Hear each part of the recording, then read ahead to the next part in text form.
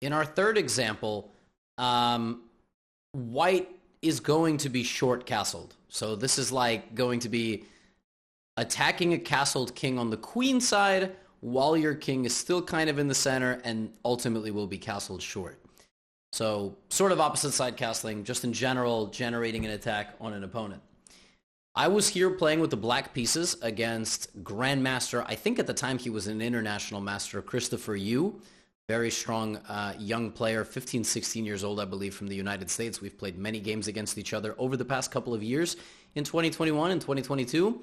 And one of the ways of targeting a king when it's castled is, as we've already discussed a couple of times in the studies, with your pawns. Especially pawns that have rooks behind them or simply don't really have any responsibility being there at all. Like, if there was a king here, I would think twice about this move, but here Christopher attacks me with the move a4. Now black has an option. Black can address this with a5 or not address this. There is a positive of playing the move a5 here for black in the sense that the attack is kind of stopped, but the drawback is that this is completely weak, and some move in the future will probably be used to attack it, including the immediate move b4. So responding with pawn moves like this to attacks is not always the easiest solution, because you can even win a pawn. I'm not going to take, I'm going to go here. And then I'm going to go here. And my attack is going to slowly break some pieces into the king. So the move a4 is super important, and black has a decision to make. I decided to move my knight out of the way so it would take Chris a bit more time. He moved his knight out of the way because he did not want to get this trade going and then open up counterattacks on his queen. You see that? That's like attacking 101. You acknowledge how your opponent is going to try to create counterplay. He evaluated that this was a better move. This is called getting the initiative. Every single move that Chris makes asks a question to my position. So my bishop is under attack. I've got to move it. The attack continues. I have another difficult decision to make here. Do I acknowledge him and now weaken my dark squares? We saw this in the first example where I played against Quesada Perez, the Grandmaster. He weakened my dark squares, and then he went after my dark squares. I decided I wasn't worried about him pushing his pawn.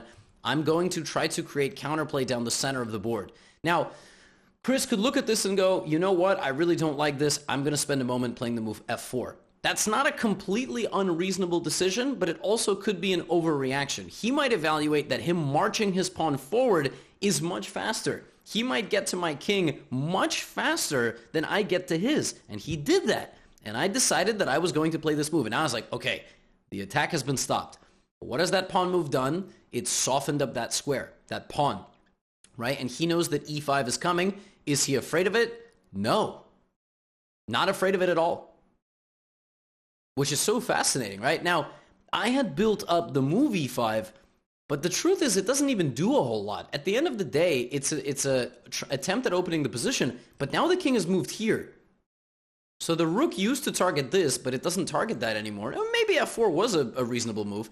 I decided to play f5 to try to fight back on the light squares, try to get in with my knight into his position, and now Chris played the move f4. So my e5 idea has been shut down, and now he plants his knight firmly in the center of the board. Why is he moving his knight out of the way? He's targeting my weakness that he created by marching his a-pawn, and let's also not forget, he's clearing out the space for the pawns to run. Once these pawns get moving, my position is going to fall apart.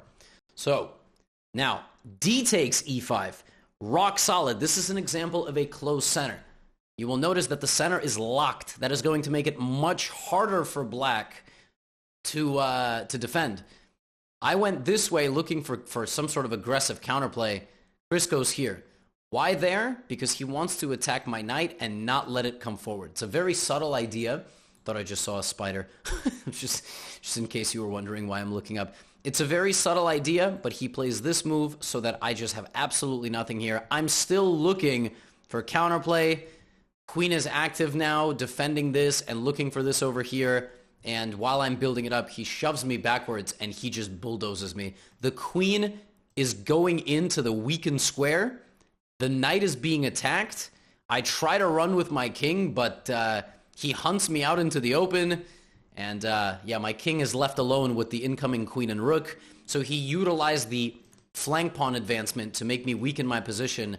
and then hunted my king out the other side of the board. And here I resigned, because even though the attack doesn't necessarily end in checkmate, it ends with him winning my queen. Then he's going to win my pawn and make another queen.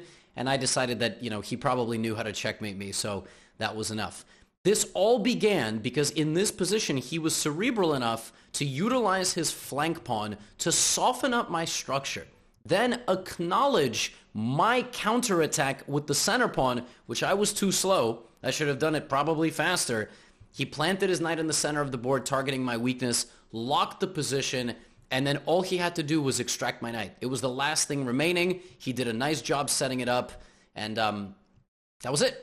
My position simply now has absolutely no defense, and I'm lacking in space. I'm lacking in piece communication, and this was a really nice example of how to attack a castled king on the opposite side of the board with your pawns.